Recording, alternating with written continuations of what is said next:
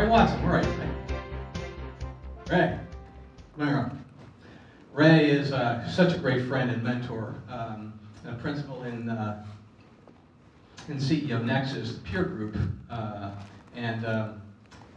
Ray, business owner, former Green Beret, a military guy too, but a really inspired person and somebody who's sought after by a lot of CEOs in Florida. And we at CEO Leadership Forums, myself in particular, are really happy to be able to have him, in our bank of mentors and teachers.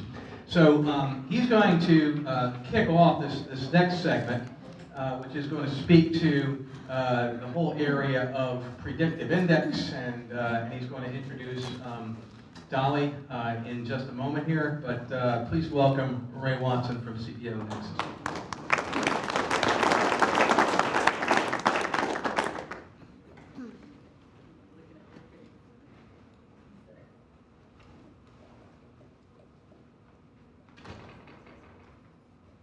Okay, thank you, Jeff. He always does this to me, is where I follow Nicole. So, but I'm fortunate enough to be followed. Me, Dolly will also be a very inspiring speaker, so you're going to have to put up with me for about a few slides. But what I'm going to talk to you about is just to give you a quick summary of the predictive index. Now, some of you may be using the predictive index or have used other behavioral type assessment tools. But the idea is that if you heard what Nicole said about the recruiting and inspiring of folks in your organization, oftentimes we look at hiring based on experience, resumes, education, but we don't often look at the individual person's DNA. In other words, what are the drivers that make that person tick? It's what we're kind of born with. Now, we do adapt somewhat based on the work environment we're at, but if we just look at those normal tools in terms of a kind of a quick interview, and what do we do when we want to hire people, right? They have a pulse, so we're going to bring them on. So the interview is quick, and we don't do hardly any other checking. Well, what we're going to talk about today, and what Dolly's going to really get into, is the talent optimization part of how you really drive that interaction between employees, both from how to hire them better, but more importantly, how to optimize them and let them work inside your organization in a much more effective and efficient manner. So there's a definition of predictive index, but basically it's the methodology to assess both behavioral and cognitive drivers and how that employee is going to work in your environment, in the workplace. And regardless of whether you're a Gen Z or, I hate it when they throw those generational slides up because I'm not even on there.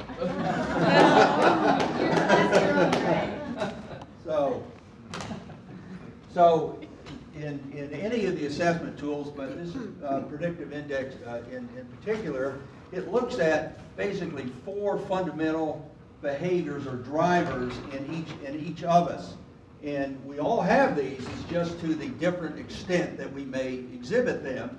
And based on where you exhibit them is how you may fit into a particular job or not. So the first one up there, you see dominance, and it says, in other words, you want to influence people. So if you look to the far right, you have much more of that. You're much more aggressive. You want to not only drive the bus, you want to drive all the buses. In other words, you're taking charge. Where on the lower end of it, you're more of a collaborator. You want to work as a team.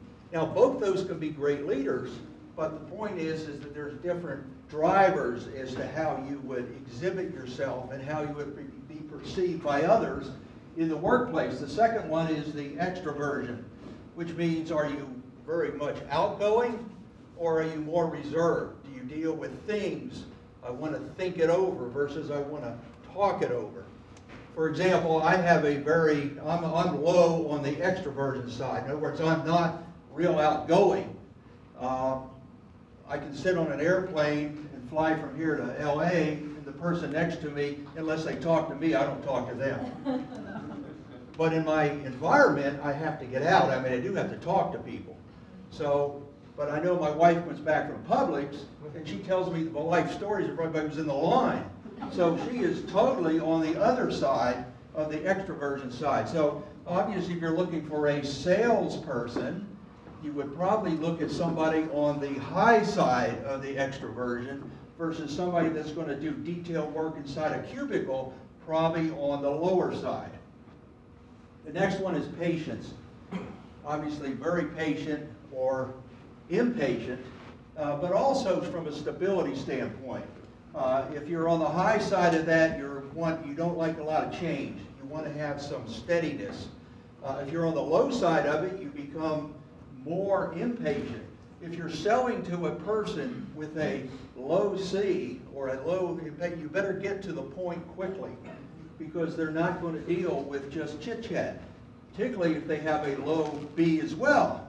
So in other words, they're more introverted, and they don't want to waste any time. That's different communication strategy that you have with each other.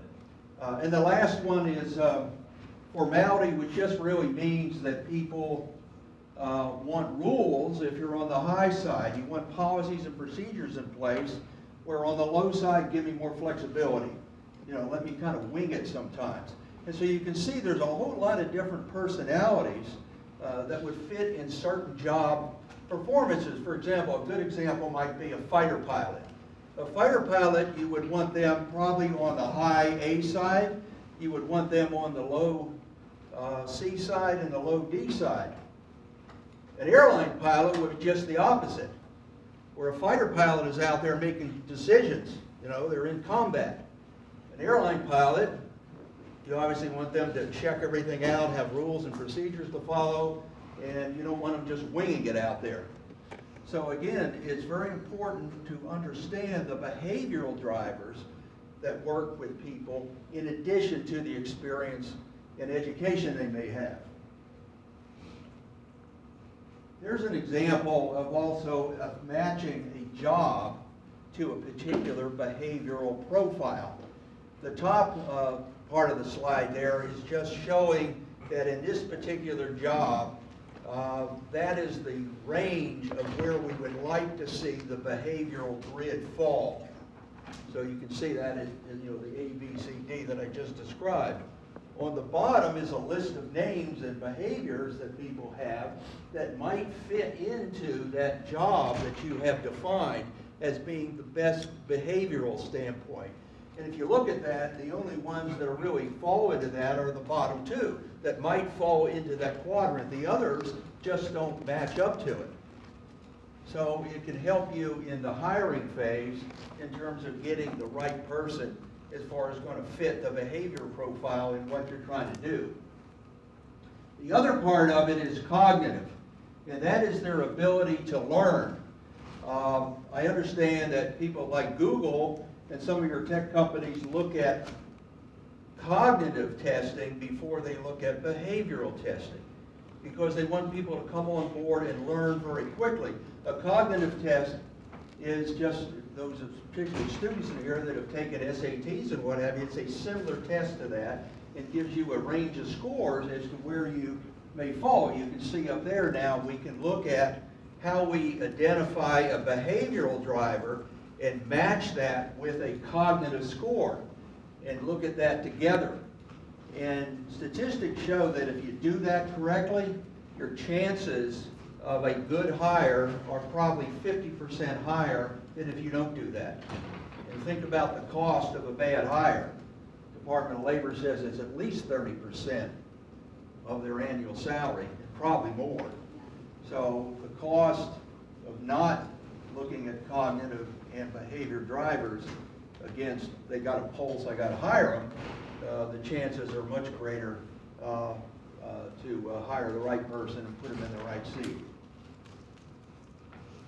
Okay, that's my setup. I'm the setup guy here. So I'm going to ask Dolly to come up. And just a quick word about Dolly. I got involved in predictive index about 4 years ago and became a certified partner. And I went to Jacksonville for training, and Dolly was the person that put on that 2.5 days worth of training. So she has a business in Jacksonville that focuses 100% on predictive index and talent optimization. If I bring anybody on that signs up with predictive index here, I always send them to Jacksonville for training. So with that, I want to introduce you to Dolly. Thank you very much. Thank you. So I don't rock the rock star thing, so I'm going to see if, am I loud enough? Can you guys hear me well? They lobbed me up so that we can still take care of our students. Awesome props to my camera guys. I've been watching you guys do really good work, and I've probably just blown the eardrums out of my audio guys. I'm going to let you get your audio balance. Now we're going to talk about, like, what do we do with our stupid humans? Does anybody have them, direct reports, or if they are, where it's okay to admit it if you didn't raise your hands. I know you're inwardly, secretly going, yeah. Let's just talk about, like, us humans. Anybody have kids? Okay. And if you didn't raise your hands, you may have used to be one, so I'm just going to give you a frame of reference. Your kids, when they came home from the hospital, day one, were they exactly the same? No. Did they study the same? And if you don't have kids, when you were in school and you were working with your peers, did they learn the same way that you did? Did they even want to do the same activities as you? Anybody work with a group and you get stuck with that one guy and you're going to go, man, I don't know him, right? It happens. Well, the reason is there are 7.58 billion people on the planet, and there's the potential iteration for 7.58 unique cognitive and behavioral qualities.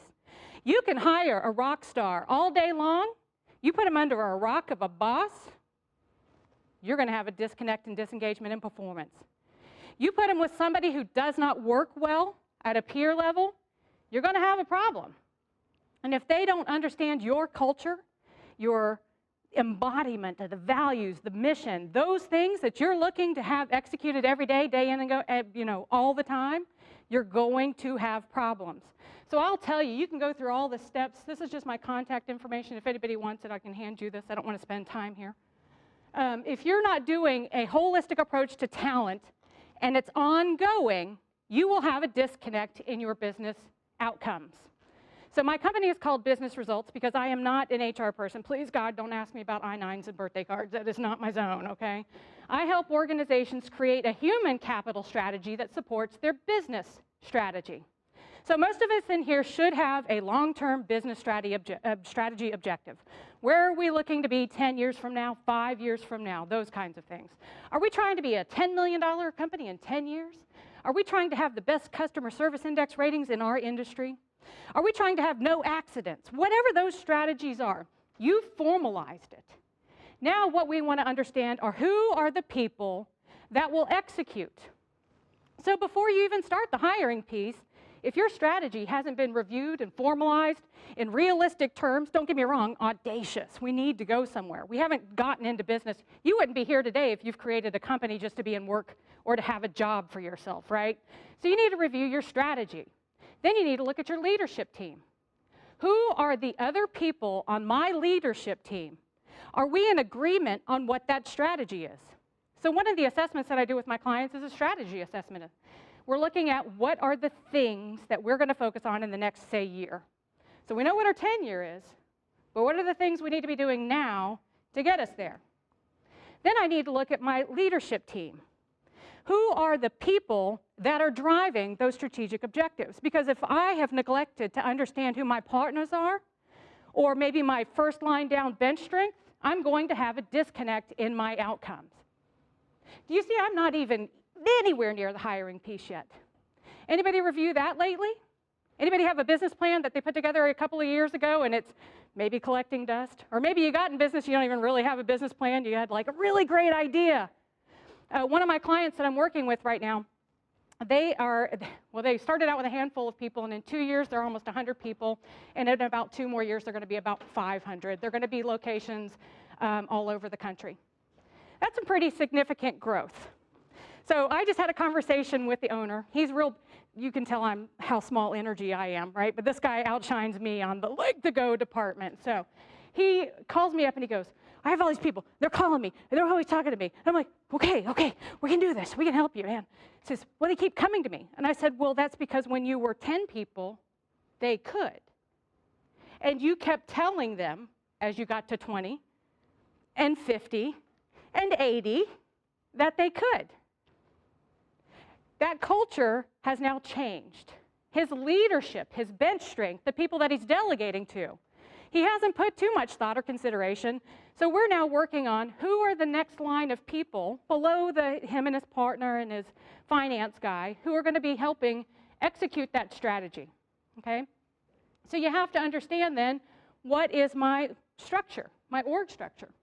Then you can get into those diagnosed pieces. That's how you're going to drive results. So you need the big, audacious goal. You need to know where you're going in 10 years. Is your 10-year plan an exit plan? In 10 years, I'm going to grow it to this, so I've done my valuation, so I can sell it for this. Great. What are the things we need to be doing 5 years, 3 years, 1 year, today? Are all of my people embodying my mission to walk us forward to 10 years? Okay? Now that's strategy. That's what we're going to be focusing on. Now there's 4 areas that you need to be considering in terms of your people plan, your human capital plan every day. So when I talk about a human capital plan, anybody here think that your people that are the sole, responsibility of HR? That department down in the hall? It's okay to admit it, right? We do it. It wouldn't be a bunch of CEOs, I know. Do your HR folks handle daily management communication of your frontline people? Are they the ones that are guiding or communicating a message with your frontline people? No. So job fit. You need to make sure that, yes, you are bringing the right people in accordance with what you're trying to accomplish. So as leaders, and I don't care what size company you are, I don't care if I've got large retail firms that I work with, many thousands of people, and they know very strategically what their folks in the stores need to be doing task-wise in order to drive their big objectives. So yeah, publicly traded companies. I also have an IT firm, 10 people. He knows what his different IT people with different skills, the things that they need to do to be successful. That's job fit. So when we talk about job fit, I want you to think of jobs in terms of shoes. I'm going to pick on you. Do you mind? Okay. What size shoe do you wear? 8.5. 8.5. All right, how happy are you going to be if I put you in a pair of size 5s? No. So think about your own people. It'll hurt. She said it'll hurt. Think about your own people. They may be in a job that doesn't have the tasks, or that you haven't established the culture, whatever, that job is literally rubbing them the wrong way. So you're older now, most of you. So for my younger folks, or even anytime you got into a job, maybe when you were younger, I'll give you an example. My very first job I worked at was a movie theater. Summer of Batman, anybody? Yeah, this is old, it's just well preserved. Summer of Batman, I got a job at a movie theater because I wanted money and I wanted to watch movies. Apparently, the manager had other visions of what my job was. So week before, this blockbuster movies, Parenthood and Batman and Indiana Jones and whatever it was, he hands me this nasty rag and this solution stuff, and he says, I need you to wipe down every counter to make it beautiful. And I actually stood there for a minute, holding the nasty rag and the thing, realizing at that time that I was never going to work willingly, helpfully, in service to anybody in my entire life. I will help you if it helps Dolly. Dolly wanted to watch movies, she wiped the counter, but then Dolly definitely taught it off to college because she was not. Wrong person in a wrong job. Now, there are jobs that require people to keep things clean. If we have any hospitality folks, I want my housekeeping, I want my back of the house in my restaurant to provide the best. I want them to double check. Right? I don't need them rushing by. And there are people who want to do that stuff every day. Hey, Dolly. Okay. Manager. Right now, I want you to think about a time that you had just an amazing boss. Sometime in your career. If you're younger, my students, think about a time you had an amazing teacher. They just got you. You felt it. You were like, ah. We truly only connect with the people about 20% of the time. That means 80% of the time there's a disconnect in how we communicate or manage other people. And I will tell you, most of the people that I come across that are bad bosses or have been tagged for having low employee engagement numbers when we run an employee engagement survey. They're not trying to be a bad boss. They're simply managing other people the way they want to be managed. So for my parents in the room, do you use the same mom or dad strategies when you're working with your different kids? Do your different kids hear your message the same way the first time? No. But we expect other people's kids to come into my office and do what I told them to do because I'm paying them. Man, I gave you life and you won't pick up the towels? How am I going to expect, $10, $20 an hour? They're going to pick up the towels. No, right? So I have to use different management strategies based on who they are at their core. Organization. Your organizational design needs to be intent, purposeful, and again, in line with where you're trying to go with your vision, your mission. There's a reason you're in business. There's a reason your customers come to you. You are differentiated in your market by all of those different things. You wouldn't let your competition tell you how you're going to sell your products. Why would you tell them what kind of organizational structure you have or who the people that you're going to hire? And then your teams. Do I have cross-functional teams? I don't want my teams living in silos. I've got a manufacturer that I work with, and they've got a lot of low Bs, right? A lot of Rays, that they don't want to talk to each other. So they will literally send somebody an email and say, well, I can't work now until they get back to me. Workflow issues. I'm like, why don't you stand up, walk around, and go ask them, right? Because they've prioritized inwardly in their communication style. So if I'm not achieving my levels of efficiency or productivity that I need to be, it could be that I have people at a team level who aren't communicating in a way that's going to, again, either align with or drive those business objectives. So now, what are the strategies that I'm then going to have to employ to help people be successful? Well, it's going to be unique to that 7.58 billion people on the planet. That's a lot of people. Anybody feel tired now going, I only got 20 people, right? It's just who they are. So we want to make these strategies a habit to where we're helping people be successful all the time. Now, I want you to think about your organization. You need to think about your people in terms of leaders at all levels. Can I be a frontline worker and be a leader? Oh, yeah. Oh, yeah. You ever see your frontline people when they're working together and they go and check with this guy? Because this guy really knows his stuff. Or they value his opinion on what they're working on? Have you created succession plans in your organization to where you can identify future talent? I don't care if you're 20 people. I don't care if you're 30.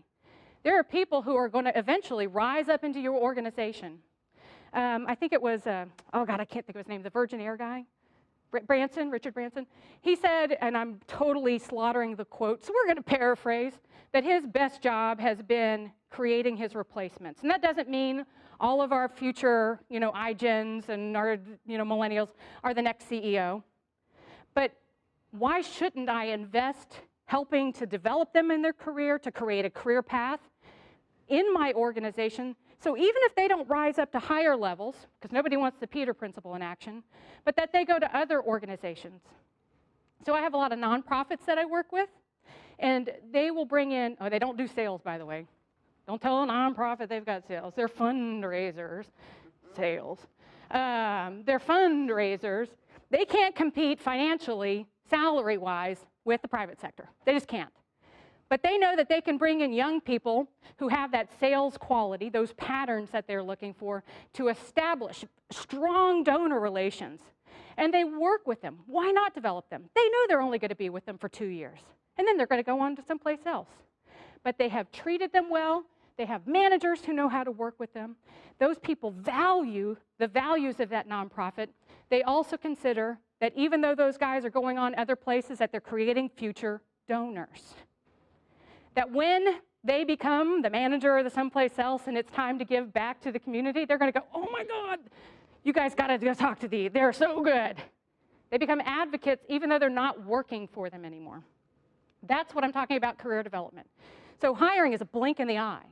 It's what am I going to do with my people every day to help them be successful. So notice that curvy line, it's not a circle, it's a curvy line, that it's ongoing. So have you ever had like a really high performer whose performance starts to wane, and they're just like, and you're going, well, there's something wrong with that guy, right? I'll give you an example. I have a medical device entity that I work with, and they had a rock star. Well, he didn't get a promotion that he thought he deserved. So, he was fine for a little while, and then started going down. When his sales started to drop off a little bit, they didn't give him positive, the "we love you," put in "you're our best sales guy." That's why they didn't tell him what his career path was. They didn't tell him how he was going to be able to advance in the future. So the performance continued to go down. Now they're thinking he's a low performer, right? They didn't work with him how they needed to. So you have to understand these are ongoing processes. You can't manage somebody well once and expect them to be successful. Any football fans? No? Really? I'm in Central Florida? For goodness sakes. Okay, for those of you who didn't raise your hands, it's a ball, and they throw it. Maybe not like I did, but you know. Is a coach, you, the leaders of my organization, the owners of my team, my head coaches, my lead coaches, are you ever on the field during a game? No, you're not supposed to be. They have rules. But what is your job? To prepare them. To tell them what the game plan is. They need to know what the win looks like. They need to know what the win looks like in different situations, different circumstances. How am I then coaching my people, developing them? A coach knows everything about how fast somebody can run, who's got what catching averages, who can kick the farthest, all of those things. He knows everything about all of his people so he can coordinate their efforts into a winning plan of attack. Okay, football is war. It's chess with big people on ground, right? So we want to understand when I'm at war, because we're not at war technically, but we are at war with a competition. And are you holding the hands of every frontline person in your organization? No. If you are, wow, how many hands? But you expect them to go out and make touchdowns every day. So if you've neglected to prep them, to keep them up to speed on the expectations, when there's changing dynamics in the market, you've added in new software and neglected to tell some people how to use it. You just expect it to magically happen. You're working on a new job site, and nobody went out and gave some of the folks back at the ranch the specs. These things happen, okay? So it's ongoing. So let's talk a little bit about the process. Diagnose is where I always start. Anybody here just love going to the doctor for their annual? Like, yeah. I hate the blood thing. Like, I'm the one that's like, like I would stand up to somebody with a gun, but that guy comes at me with a needle, and I'm like, no, right? But why does Dolly go? Why do we go? I'm gonna need more feedback from the room. Because it's good for us? It's good for us. We may have something bad going on, but it's way better to find out early and to identify that issue, to address it so I can prescribe my fix. And if things are going on, I still go back, if things are going well, I still go back next year because I don't know what's changed in that time. So I want you to think of your organization as a body. You've got the brains and the heart and the everything. You need to make sure that you're keeping a pulse check on the health of the organization. You have to go through and analyze what's going on. So when we talk about diagnose in our organizations, you got to measure what matters. So the company that I was just telling you about, the fast-moving company, they don't even have a lot of job metrics or key performance indicators for a lot of their jobs because literally they grew so fast that they were hiring anybody. The reason I got to introduce to them is because they were taking anybody and then they were going, not that body, right? It happens. So you have to understand that everybody will have a different way of tackling their work. So you need to have objective measurements of what you're looking for. So not just the key performance indicators, the tasks that, by the way, the tasks that you know will drive those big organizational objectives, but then the behavioral and cognitive qualities, even the engagement of your current people. Anybody do engagement surveys? Yeah, really good data, okay? Usually you want it to be anonymous, so when we're looking like our engagement survey, we're looking as a person engaged with the job. I've had people actually say, you know, I am literally just clocking in. Not only are they not engaged, but think about that in terms of dollars. Lost productivity, lost efficiencies, lost profitability, frankly. The engagement in terms of the manager. No manager that I have talked to yet, well, maybe a couple, but I think they were psycho. Most managers that I have met were genuinely surprised that their direct reports weren't engaged and that they were the source of the problem for disengagement. Teams. If at a peer level you have people who aren't coordinating their efforts, that don't trust each other, I'll just do it, you're going to mess it up. Again, there is a price to mediocrity. Think about when you were on a high-performing team at some time where it felt great. And when I talk about engagement and high performance, I am not talking about happiness. That should be a byproduct. But if you've ever worked, my background is news. I was a journalist, a business advice columnist, and before then I was a TV producer.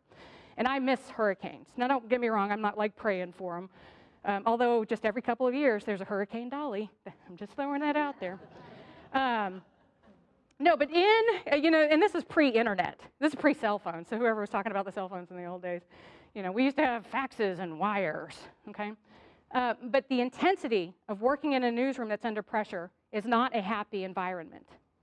But the engagement level is off the charts because you genuinely want to quickly help people all over the coast, and especially back then, the tracking and the forecasts weren't as accurate. So it was an intense environment, and boy, let me tell you what, I miss it, right? That's engagement.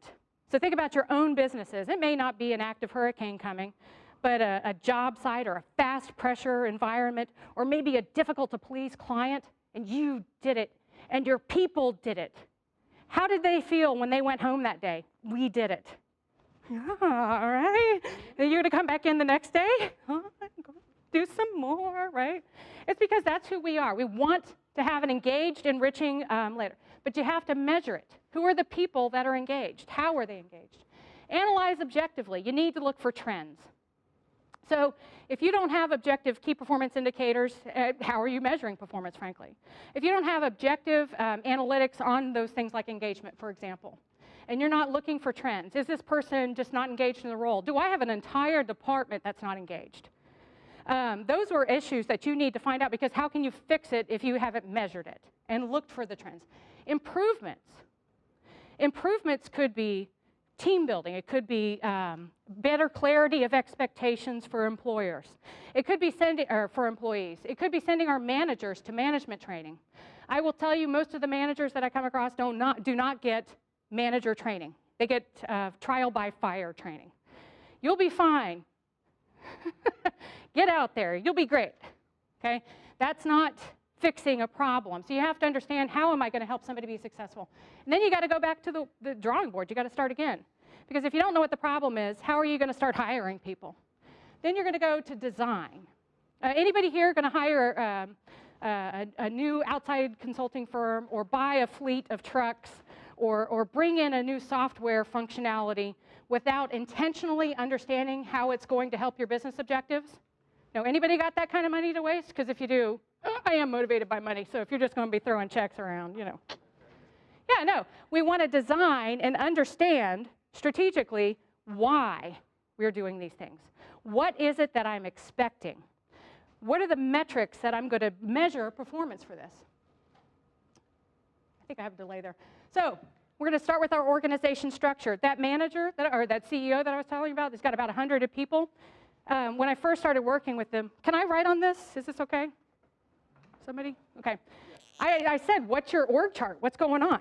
And he was like, okay, so here's me, right? Big energy. And he goes, then I've got my production guy, okay? And then they'll come ask him, but then they'll come ask me to make sure. And then I've got my sales guys.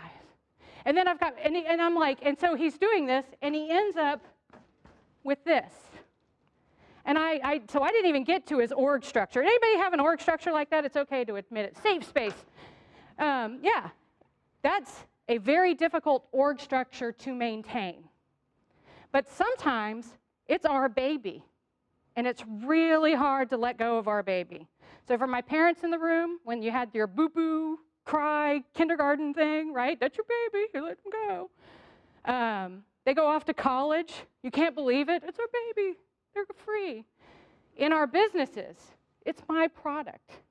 It was my outside of the box right? It's really hard to let go of all of those pieces because it's our baby. But if you have an org structure that looks like this or even remotely looks like that, that's a wheel. And if you're inventing your bicycle while you're riding it, you're going to have some bruises and some little dings as you're falling down. Evaluate your leadership team. So once you get a proper structure, maybe you do need a flat organization with some levels of management. I've got one organization that they have very strong regulatory requirements that they have to health industries that they have to adhere to. Safety, anywhere where safety, you're going to need more levels of hierarchy, right? So that's going to be a more complex organizational structure. My IT firms, they need flatter organization. But regardless, then you have to look at how does my leadership team fit. Now, don't get me wrong. Your finance guy, you probably want some more reservation, right? You don't need your finance guy winging it on the taxes. So a little safety tip, the IRS frowns upon that kind of thing, right? So you may not want a Dolly pattern in there, crunching your numbers and that kind of stuff. I'm not your compliance guy. But when we're innovating, maybe I want more innovation out of my marketing department, my research and development folks. I've got one entity that they look for higher cognitives, like Ray was talking about, because they are IT. They're constantly innovating and creating brand new things, custom, every client, every time. It's not off the box, off the shelf. And if you don't have the right leaders doing the different roles, who are also not living in silos. Silos are great for grain. They are lousy for businesses, okay? So we can't have our folks living in silos, because if marketing doesn't know what's coming out of the production folks, which is coming out of you're going to have a fail, okay? Now, fails are good when you're trying new things and you can get up and do it again.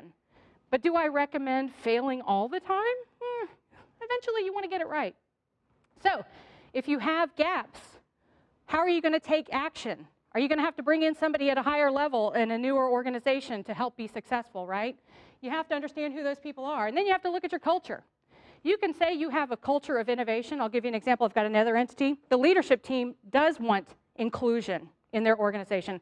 They're a more rural area, very blue collar. And they know and recognize that if because they've read all the statistics, I'm sure you all have as well, that if you have more women and diversity of ethnicity and backgrounds on your leadership, that you will tend to have more profitability, also more inclusive. So their very first hire, based on the job model, was a woman who was an assertive, take charge, go-getter. She was in there to do document process improvement, lean kind of things. And they neglected to understand that at the front line, the culture wasn't the same as the leadership team. And she got painted with the bee brush. She only lasted about 3 months. That is an expensive mistake. And they wanted her. She just couldn't, the frontline people weren't going to listen to her, didn't even want to hear it. That is not, culture is not words. Culture is embodied. So if you say we have an inclusive environment, how are you rewarding or recognizing inclusivity at the frontline levels? How are you making sure that those folks, when you're not sitting there holding their hands, are doing the things that you need to do? Once you get done from there, now you can do the hiring thing. You have to have a map. You have to have a road map to get where you're going. Hiring is a blink in the eye. Anybody here hire, like you interviewed somebody like, I think it was Nicole was saying, and they interviewed spectacularly, and you're like, oh, this is good, and then you get them into the job, and the alien shows up. Yeah, okay, happens all the time. They've got their game face on. They want the job. Okay, I will just tell you right now, I literally lack the capacity not to talk to you. So if you're sitting next to Ray on the plane to LA, you probably have some quiet time. Go on and get a good look at this face right now, because if we're sitting on that plane to LA, I'm going to find out every new thing about my new best friend, because I'm so happy to have somebody talk to for 3 hours straight. I literally lack the capacity to shut up. It is not my zone. You are not going to put Dolly into a job that requires her to work heads down for long periods of time, studiously adhering to your details, right? That is not Dolly's job. So you want to define, well, first of all, you want to define what you're looking for in a job. Okay, that job model that Ray showed you is a very good example. Then you want to add language to your job description. Dolly is not going to apply to a job that says the successful candidate will adhere strongly to regulatory requirements. I want to know what they are, but it's more so I can just figure out how I'm going to work around them later. Okay? If you're honest with people in those job descriptions, they will help and understand what the expectations are. You'll have fewer Dollys applying. Equip leaders to land that top talent.